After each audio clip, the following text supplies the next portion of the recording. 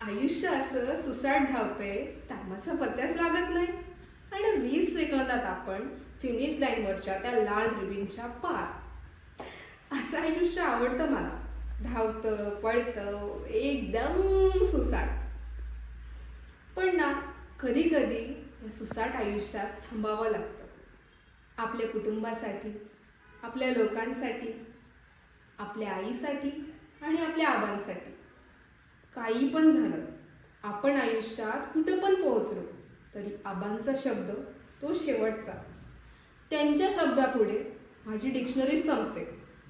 त्यांच्या पुढं सगळं लहान वाटतं, कारण की ते आहेतच गॉडझिलासारखे मोठे. म्हणूनच मी त्यांना प्रेमाने गॉडझिलाच हाक मारते आणि त्यांना बी ते आवडतं. माझ्या आबांसाठी मी काय पण आणि कसला पण त्याग देऊ शकते. अगदी माझ्या महाराष्ट्रासाठी खेळण्याच्या स्वप्नाचं सुद्धा. म्हणले ना मी, ते आहेतच गॉडझिला